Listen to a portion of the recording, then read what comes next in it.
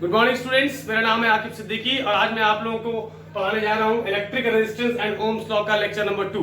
इस लेक्चर में हम लोग कई टॉपिक्स कवर करने वाले हैं। पहला टॉपिक हमारा है रेजिस्टेंस और दूसरा टॉपिक है आपका रेजिस्टिविटी, तीसरा टॉपिक है आपका ओम्स लॉ, चौथा टॉपिक है आपका मोबिलिटी और पांचवा टॉपिक है आपका वेरिएशन ऑफ रेजिस्टेंस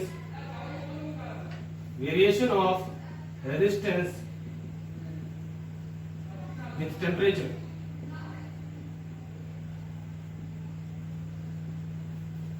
इन 5 चीजों को आज हम लोग कवर करने वाले हैं, इसे नोट करें आप लोग।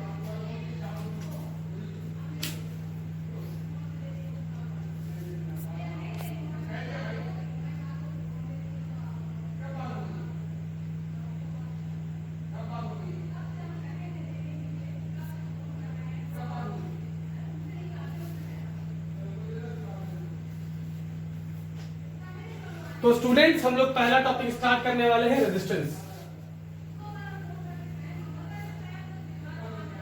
रेजिस्टेंस का मतलब होता है किसी भी चीज के पाथ में ऑब्स्ट्रक्शन पैदा करना। जैसे कि आपकी पढ़ाई में इस वक्त सबसे बड़ा ऑब्स्ट्रक्शन है वो व्हाट्सएप का स्टेटस है। हर चीज आप लोग व्हाट्सएप पे अपडेट कर रहे हो, ठीक है। रेजिस्टेंस का मतलब आप लोग समझ रहे हो, जो भी चीज किसी भी काम में, डजंट मैटर कि वो इलेक्ट्रिक करंट का ही हो, मतलब किसी भी काम में कोई अगर ऑब्स्ट्रक्शन आ रहा है, that is always called as resistance. When we talk about electrical resistance, that means कि the obstruction offered to the flow of current is called as electrical resistance। ये तो हो गई इसकी theoretical definition। अगर हम लोग numerical definition की बात करें तो resistance is the ratio of voltage and current। Resistance is the ratio of voltage and current। तो आप resistance के बारे में लिख सकते हो obstruction offered to the flow of current।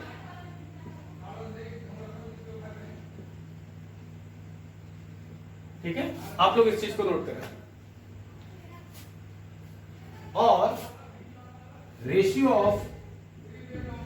Of voltage and current is called resistance. ठीक है, व्हाट्सएप का स्टेटस ना लिख दीजिएगा, ठीक है। डेफिनेशन में आप लोगों को रेजिस्टेंस का मतलब लिखना है the obstruction offered to the flow of current and it is obvious that we are saying this regarding current. ठीक है, इसे नोट करें।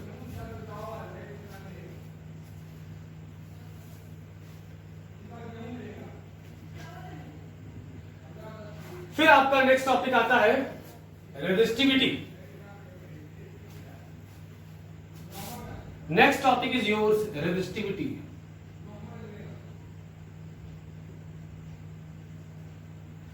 इसकी बात करें तो इसको डिनोट करते हैं, एक तो ग्रीक लेटर थे दैट इज कॉल्ड एज रो, रोने वाला नहीं, रोहो, RHO, रो, ठीक है, ग्रीक वर्ड है। और रेजिस्टिविटी को कह सकते हो it is a ratio of electric field and current density. तो इसकी डेफिनेशन क्या बनेगी? Ratio of electric field and current density.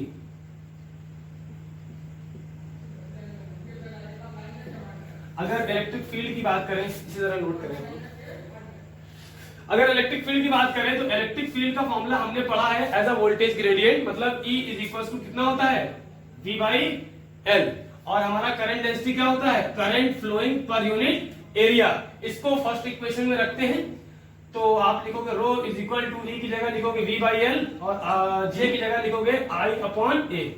ठीक है, तो आप यहां से क्या मिलेगा? V by L into A upon I। तो आपको पता होगा कि V बाई I इज इक्वल टू क्या होता है? R, क्योंकि रेजिस्टेंस क्या है आपका? Ratio of voltage and current. तो ये V और ये I, ये दोनों मिलकर इसकी जगह क्या रख सकते हैं हम लोग? Capital R। हाँ, तो ये सब्स्टिट्यूशन करने के बाद हमारा रो इज इक्वल टू क्या हो जाएगा? R A by L। अब अगर बात करें इसकी यूनिट की, तो यूनिट क्या होगी? R रेजिस्टेंस किसमें होता है? ओम्स में होता है। और ये एरिया किसमें होगा? मीटर स्क्वायर में। और लेंथ किसमें होगी? मीटर में। तो मीटर और मीटर यहां से कट जाएगा, तो यूनिट ऑफ रेजिस्टिविटी क्या बन जाएगी? ओम मीटर। सीक्वेंस दिखाया था क्लास के, हो सकता है उसमें कुछ आगे पीछे हो जाए, तो उसके लिए परेशान ना होइए। तो अब आपको ओम्स लॉ,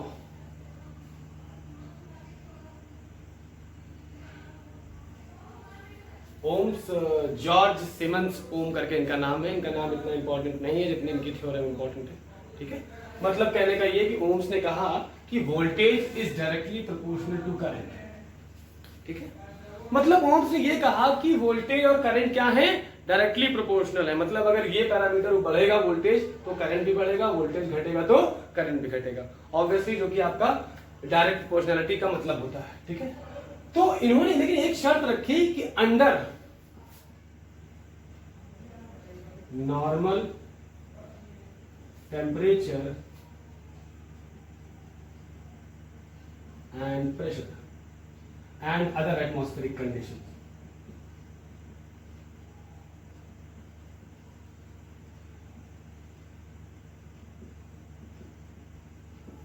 ठीक है। अगर ये यहां से प्रोपोर्शनैलिटी हटाएं तो यहां पे k टाइम्स i हो जाएगा, मतलब v upon i is equal to k, that is your r is equal to cost. इन्होंने ये शर्त रखी कि under normal temperature and other atmospheric conditions. इससे मतलब ये है कि अगर नॉर्मल टेम्परेचर की बात करें तो 37 degree Celsius, 38 degree Celsius, 39 degree Celsius, इसी तरह के टेम्परेचर नॉर्मल होते हैं, ठीक है। अब अगर मान लीजिए आप क्या कहते हैं उसको हिंदी में, तंदूर के अंदर सेटअप आपने सेट किया और वहां पे आप एक्सपेरिमेंट करो जहां का टेम्परेचर 200 डिग्री सेल्सियस और आप कह रहे हो सर ये चीज फॉलो नहीं हो रही, नहीं, वहां के लिए ओम्स लॉ एप्लीकेबल नहीं, क्योंकि अभी हम लोग आगे पढ़ेंगे कि किस तरह से टेम्परेचर के वेरिएशन से रेजिस्टेंस में वेरिएशन आ जाता है। मतलब ये पैरामीटर कांस्टेंट नहीं रहता, टेम्परेचर बढ़ाने से रेजिस्टेंस भी बढ़ जाता है। इस वजह से हम लोग ये ओम्स ने ये शर्त रख दी कि other atmospheric conditions and temperature should be constant. या मतलब मान लीजिए आप अंटार्कटिका चले गए या सियाचिन बॉर्डर चले गए, वहां जाके सेटअप किया, मान लीजिए -30 डिग्री सेल्सियस, कह रहे हो सर ये ऐसा रिजल्ट हमारा आ नहीं, this is not applicable for rare conditions. मतलब this is applicable for normal temperature and pressure जहां पे हम इंसान लोग रहते हैं, ठीक है। मैक्सिमम टेम्परेचर कितना पहुंचता होगा, 48, 49, 50 मैक्सिमम, तो वहां पे ये चीज सही होती है। अब आप लोगों को एक्चुअल में ये पता चलेगा, नेक्स्ट टॉपिक में हम बताएंगे कि टेम्परेचर से कैसे रेजिस्टेंस में चेंजेस आते हैं, ठीक है। डायरेक्टली आता है, इनवर्सली आता है, मतलब टेम्परेचर और रेजिस्टेंस डायरेक्टली प्रोपोर्शनल है या इनवर्सली प्रोपोर्शनल है, ये हम आगे बताएंगे, ठीक है। इतना जरा आप लोग नोट करें। ओम्स लॉ स्टेट्स दैट, इसको लिख लेते हैं, this law states that voltage is proportional to current, या कह सकते हो ratio of V and I is constant, ठीक है। और ये एक अलग से शर्त है, दोनों ही केस में ये एक शर्त लिखी हुई नीचे कि under normal temperature and other atmospheric conditions, ठीक है। इस चीज को आप लोग नोट करें।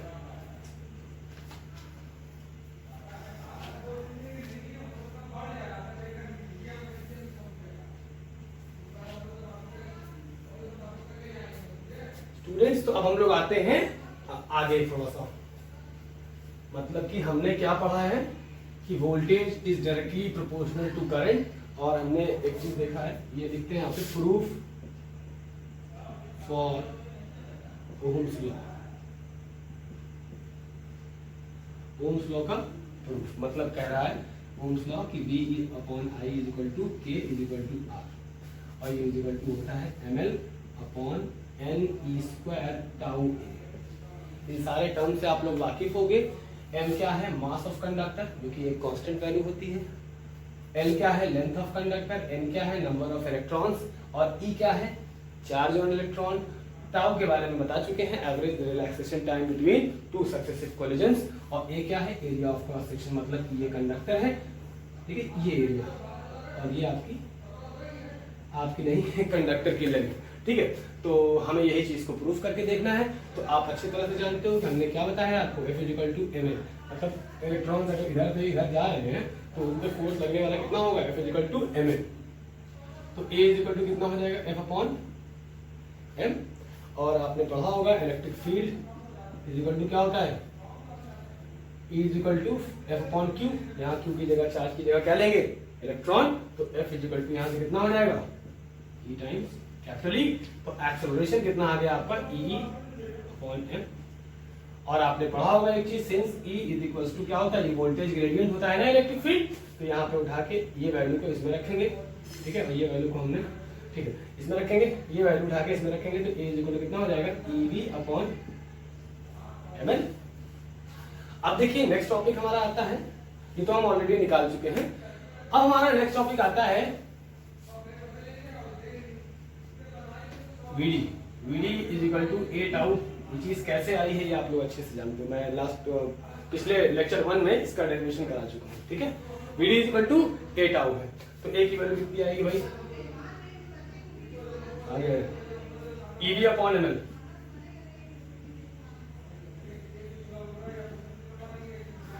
ठीक, इतना नोट करें पहले आप लोग।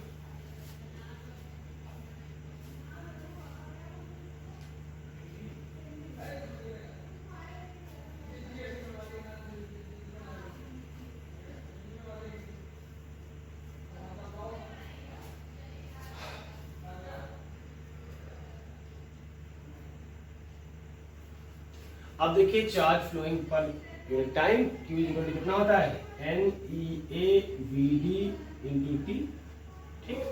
तो I इक्वल टू कितना होता है भाई, Q upon T। Q equal to कितना है, NEAVD into T upon T।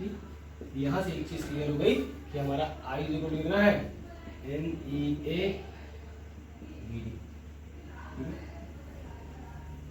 चीज पता चल गई ना। अब देखिए कि VD की वैल्यू उठा के यहाँ रखेंगे, VD की वैल्यू तो हम लोग यहाँ पे जरा सा देख लेते हैं, चाहे तो इसको रफ कर दें, आप लोगों ने नोट कर लिया होगा, ऐसी हम उम्मीद करते हैं, ठीक है। तो VD इज इक्वल टू कितना था, A टाउ, ये कितना आया था, EV अपॉन ml टाउ, और I इज इक्वल टू कितना आया है, NEAVD।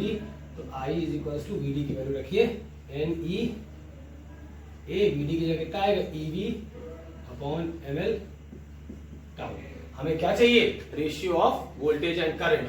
तो इस I को इस V के नीचे ले जाएंगे, इधर से इधर जाएगा तो क्या होगा, डिवीजन में जाएगा। तो आप देख सकते हो V बाई I इधर हो गया, इस ml को उधर भेजिए ml, और ये क्या हो जाएगा, NE, मतलब ये पूरा टर्म ऊपर वाला नीचे आ जाएगा, NE A into E V tau, sorry V नहीं आएगा, V तो वहां है ना।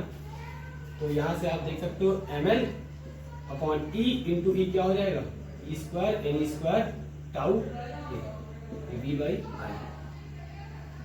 और यही आपका R है, यही आपका क्या है, यही आपका क्वेश्चन है। अब देखिए कंडक्टर का नॉर्मल टेम्परेचर पे ना तो मास चेंज होगा, मास तो चेंज ही नहीं होता जनरली, ना तो लेंथ चेंज होगी, ना तो नंबर ऑफ इलेक्ट्रॉन चेंज होंगे, ना तो चार्ज और इलेक्ट्रॉन चेंज होगा, ना तो एवरेज रिलैक्सेशन टाइम चेंज होगा, ना तो area of cross section change होगा। इससे क्या साबित हुआ, मतलब ये these parameters are not changing with time, that is the reason why they are called as constant, and that constant has already been proved equal to the R। इस चीज को नोट करें, it was all about your proof for Ohm's law.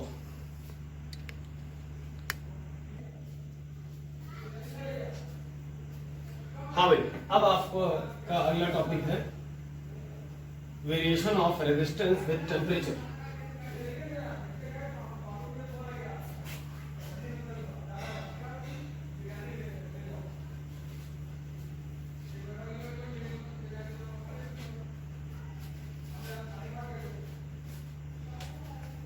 Variation of resistance with temperature।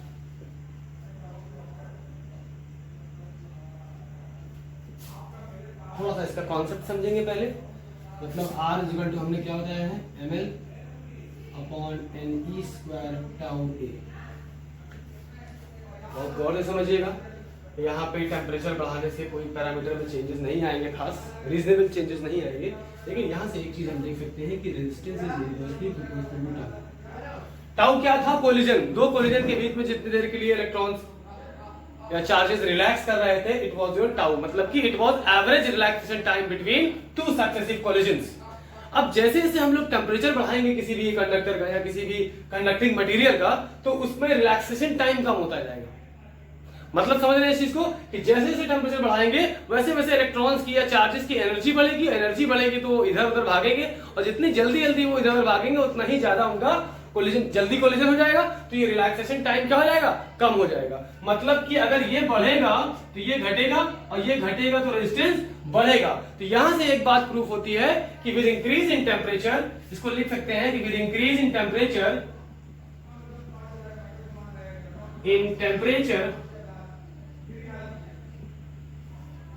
the resistance increases। तो यहां से एक चीज समझ में आई, मान लेते हैं एक आइडियल ले लिया, RT is equal to R0 1 plus alpha T. RT क्या है, resistance at any particular temperature, at any particular temperature, मतलब ये किसी भी टेम्परेचर पे, और ये रेजिस्टेंस कब का है, रेजिस्टेंस एट 0 डिग्री सेल्सियस। तो ये क्या है, टेम्परेचर है, और ये क्या है, कोएफिशिएंट ऑफ रेजिस्टिविटी। मान लीजिए आपको रेजिस्टेंस एट 0 डिग्री सेल्सियस दे दिया और पूछ लिया कि 50 डिग्री सेल्सियस पे किसी ऑब्जेक्ट का मटेरियल, किसी भी कंडक्टिंग मटेरियल का रेजिस्टेंस क्या होगा। मतलब 0 डिग्री पे आपको दे दिया कि भाई 0 डिग्री पे इसका फला रेजिस्टेंस है, 2 ओम, 3 ओम, 4 ओम, और आपको दे दिया कोएफिशिएंट ऑफ रेजिस्टिविटी। तो आपसे पूछेगा 60 डिग्री पे क्या टेम्परेचर होगा, तो R एट 0 डिग्री सेल्सियस पता दे दिया जाएगा, अल्फा मतलब कोएफिशिएंट ऑफ रेजिस्टिविटी दे दिया जाएगा, टेम्परेचर क्या हो जाएगा, वही जितने टेम्परेचर में पूछ रहा है वही क्या हो जाएगा, resistance at that particular temperature. ठीक है, उम्मीद करते हैं कि चीज आप लोगों को समझ में आए होंगे, इसे नोट करें।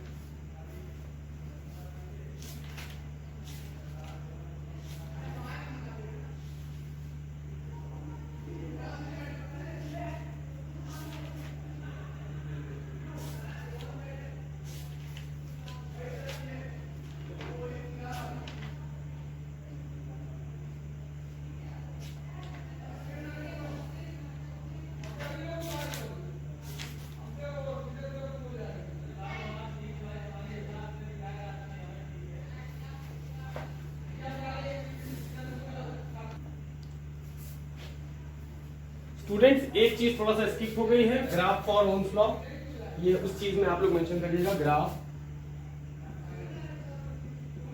For Ohm, OH Ohm's law, graph for Ohm's law, मतलब कि V is proportional to I है, मतलब V upon I is equal to अगर K है, इन्होंने कहा था कि इसका ग्राफ क्या होगा, स्ट्रिक्ट होगा। ठीक है, मतलब मान लीजिए इस एक्सिस पे B है, इस एक्सिस पे आपका I है। इसको समझते ऐसे हैं कि वोल्टेज और करंट प्रोपोर्शनल कैसे है। मान लेते हैं ये ऐसे 1 2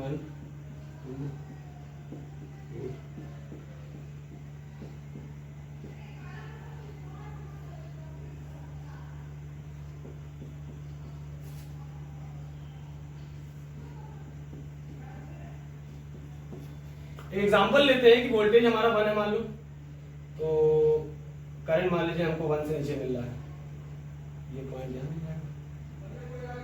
मान लेते हैं हमारा वोल्टेज, हमने वोल्टेज को बढ़ा के 2 कर दिया, तो हमें करंट कितना मिलने लगा, मान लो 1 मिलने लगा। ठीक है, मान लेते हैं हमारा हमने वोल्टेज को 3 कर दिया, तो करंट को मान लो 2 के करीब मिलने लगा। मान लीजिए ये 4 पे गया, ये 3.5 के नजदीक मिलेगा। पॉइंट्स को मिलाएंगे तो ये स्ट्रेट लाइन मिलेगी। यही से साबित होता है कि बीच में प्रोपोर्शनल टू I। मतलब वोल्टेज बढ़ाने से करंट तो बढ़ रहा है, लेकिन उनका रेशियो क्या है, कांस्टेंट है। बढ़ेगा दोनों, ये गारंटी है, प्रोपोर्शनलिटी का ये मतलब होता है। अब वो किस हिसाब से बढ़ रहा है, समझ रहे हो, किस रेशियो में बढ़ रहा है, वो रेशियो आपका कांस्टेंट है। जरूरी नहीं है कि 1 वोल्टेज पे 1 एम्पीयर करंट मिल जाए, हो सकता है 1 वोल्टेज पे आपको 0.5 मिले, वो डिपेंड करेगा किस पे, रेजिस्टेंस कितना है। ठीक है, तो ये था it was all about your Ohm's law. ठीक है, इसे नोट करें।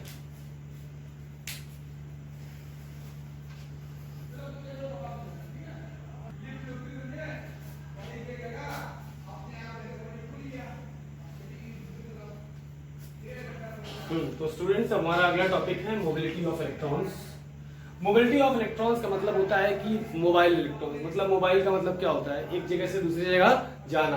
तो मोबिलिटी का मतलब हुआ कि इलेक्ट्रॉन्स कि एक जगह से दूसरी जगह जाने की स्पीड क्या है, कैपेबिलिटी क्या है, that is called as your mobility of electrons.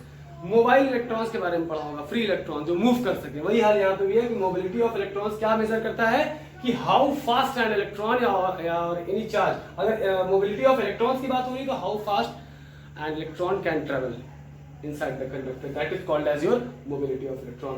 It is the ratio of drift velocity and electric field. आपने पढ़ा होगा Vd is equal to 8 और आपने Vd is equal to क्या लिखा होगा Ev upon ml, ये इक्वल टू इसे लिख करें।